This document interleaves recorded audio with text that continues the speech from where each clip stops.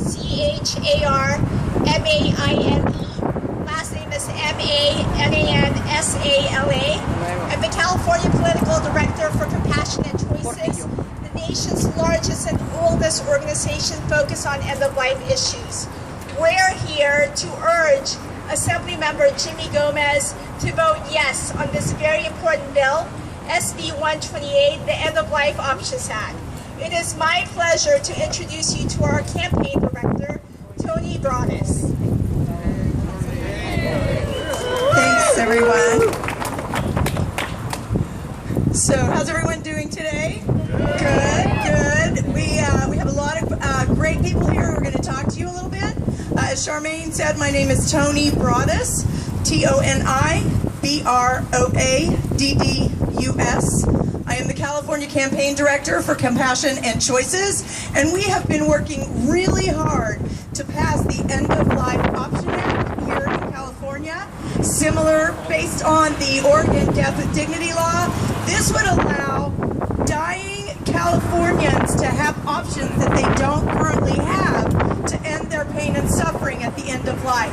And we're here in front of Assemblymember Gomez's office because this is critical. We are at a moment when we are trying to get this bill to the Assembly floor for a vote. Many of our spokespeople, most of whom have an experience with someone they've loved or who has died, or folks who are currently experiencing the terminal illnesses and who are trying to prepare for their deaths in the best way possible. I know you've heard of Christy O'Donnell, she's testified for SB 128. She's one of our plaintiffs in litigation here in California. She's fighting cancer throughout her body, as are many other spokespeople for us, and really just looking for an opportunity to have access to options that can help her die peacefully. So when we say we can't wait, we're not kidding. A lot of folks are very, very ill and are facing significant pain and suffering at the end of life, and they need this option in order to have a peaceful death surrounded by their loved ones and according to their own values and beliefs. So we have a lot of speakers here today, but there's one thing that I really want to make clear, and I want to emphasize to all these legislators who aren't with us yet and who are still thinking about this bill. 69% of California voters support this legislation. 70% of Latino voters support this legislation. And 60% of Catholic voters support this legislation. So we are not going away until we pass this law in California. So luckily for us, sí se puede, sí se puede, sí se puede, sí se puede. We have a lot of work left to do, but we have a lot of folks with us. And I want to introduce you to someone who has been a lifelong hero of mine and who is always on the right side of history because she thinks through these issues that face individuals in our country.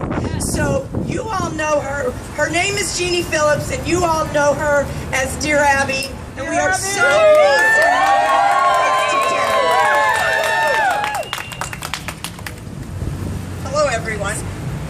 My name is Jeannie Phillips. Many of you may not recognize my name because I'm better known as Dear Abby.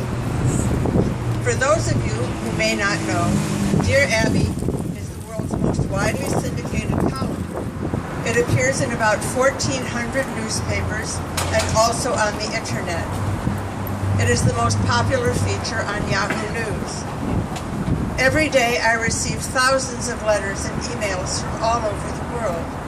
More than 110 million people a day read my advice on problems ranging from what to wear on a first date to how to deal with final days in hospice care. My mother died in January of 2013 after battling Alzheimer's disease for more than 25 years. Her twin sister, also known as Ann Landers, suffered a very private battle with multiple myeloma, a deadly cancer that invades the blood and bone marrow. It also killed my brother. That is why I personally understand the importance of the End-of-Life Option Act, SB128. Why should terminally ill people be forced to suffer at the end of life? Why can't they have the option of a peaceful transition instead of a horrific and painful death that devastates an entire family?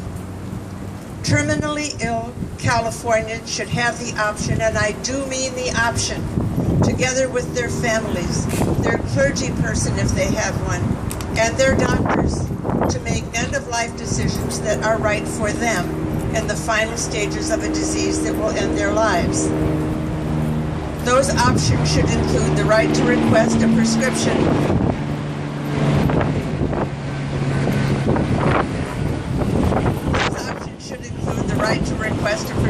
from their doctor to shorten their dying process painlessly and peacefully. We should always provide quality end-of-life care for people who are suffering from an incurable and irreversible terminal illness. When medical options cannot treat the disease nor provide relief from extreme pain, and a person has only months or weeks or even days to live, we should allow that person the humanitarian option of ending their suffering. My heart breaks when I hear from the families of terminally ill people describing their loved ones' unrelenting headaches, the nausea, and the skeletal pain they endure in the last stages of a cancer that has metastasized throughout their bodies. They want to help their loved ones who are begging to die, not out of despair or depression, but because they want to pass peacefully. Assembly members, you have the power to make history by approving the bill that would give dying Californians this end-of-life option. The bill will come before the Assembly Health Committee on July 7th. The End-of-Life Option Act already made California history this month when it cleared the Senate floor after the California Medical Association dropped its 28-year opposition to aid in dying legislation. The voters of our great state overwhelmingly support having the option of medical aid in dying available at the end of our lives. A poll released last week shows that nearly 7 in 10 Californians support SB 128. 70% of Latinos support End-of-Life Option Act, and 60% of them are Catholic. La Opinión, the Spanish-language newspaper, recently published an editorial supporting SB 128.